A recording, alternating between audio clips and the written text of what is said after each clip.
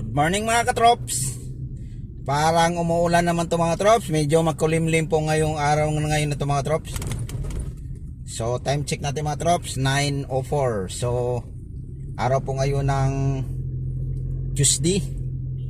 Panibagong buhay, panibagong araw, panibagong biyahe, panibagong vlog natin to mga trops para sa followers and viewers natin yan. Thank you very much. Nandyan pa rin kayo sumusuporta sa mga ano ko, kaya lang yung iba mga trops nagkaroon tayo na naman ng problema. So sana magawan pa natin ito ng paraan na hindi na magkaroon ng problema yung mga video natin mga trops. So nasa area po tayo mga trops ng Pasay Road. Mapupunta tayo ng Greenbelt Residences. Mayroon lang tayong pipick upin doon, tapos balik tayo na BGC. Malamang yung biyahe natin mga katrops dito lang, vice versa lang.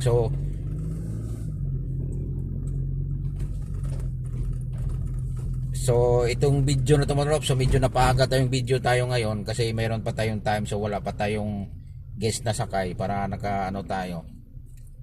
So kahapon mga trops, share ko lang dahil nagsasakyan na tayo, nagkukutsi na tayo pa uwi, hindi mo na tayo nagmumotor.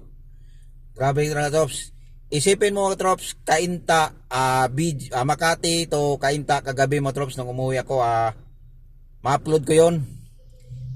Kulang-kulang 2 oras mga trops sa sobrang traffic. Buti na lang pagdating dun sa may tinawag nila na sa may bandang Tindisitas Antipolo ka, yung sinabi nila na ano ba yun, IPI ba yun na yung babaan doon ng mga pasayro. Buti na lang pagpapunta na doon medyo lumuwag doon, kaya pero umabot pa rin tayo ng kulang-kulang 2 oras kahapon mga trops. Sabi, ang sakit sa paa mga trops sa kakapak mo ng clutch. Okay lang yun kung automatic lang ng sasakyan, medyo kayang-kaya lang, kiri-kiri lang mga trops. Pero ganyan, siguro mga trops, nanibago lang tayo doon dahil nasanay tayo sa nagmumotor pa uwi. Kaya parang naninibago ako kasi samantalang nagmumotor ka lang mga trops, kukunin lang yun ng mga 30 to 40 minutes, nandun ka na sa bahay. Pero dahil nagdala na tayo ng sasakyan, dahil yung pinaparadahan natin yung sasakyan doon ginagawa, so wala tayong parking, so ginamit muna natin yung sasakyan natin, kaya nagpalit muna tayo sa motor. So ang ginagamit natin mga trops, nagmumotor tayo, nagkukutsi tayo mga trops. Sandali lang mga trops, may tumawag mga trops, sasagutin ko muna yung tumawag. Ayan mga katrops, so naputol yung tawag natin mga katrops dahil nandito na tayo. So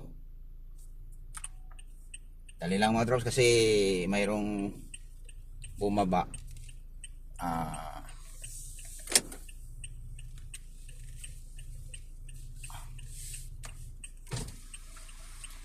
Nalamin ka lang eh.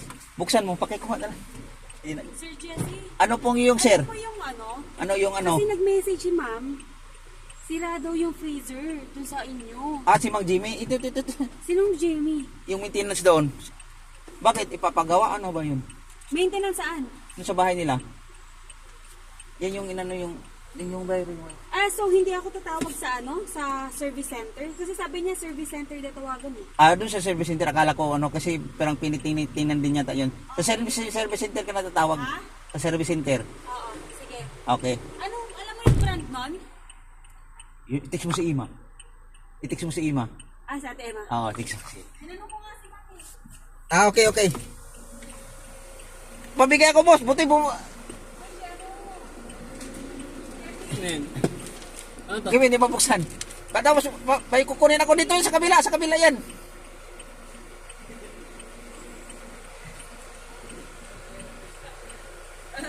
Doon yan sa kabila, pabigay ako kay Jessica. May kukunin din ako sa kanya. Okay.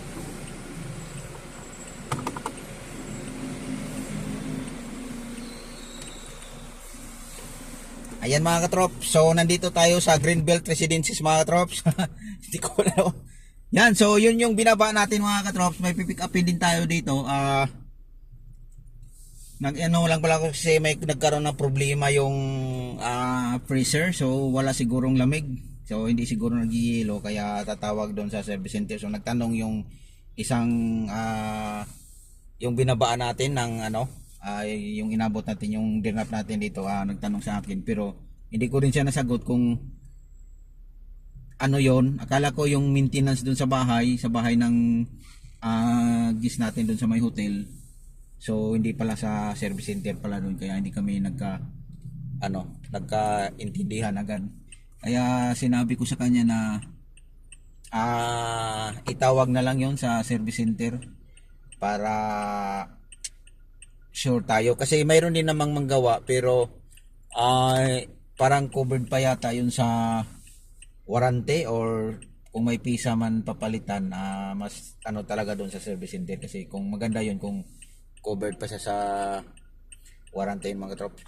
So hanggang dito na yung video natin mga trops. So thank you for watching mga trops. Ulitin ko, God bless to all. Lalo na sa nakakapanood ng video nito. Ingat po tayo lagi para sa pamilya. Bye bye.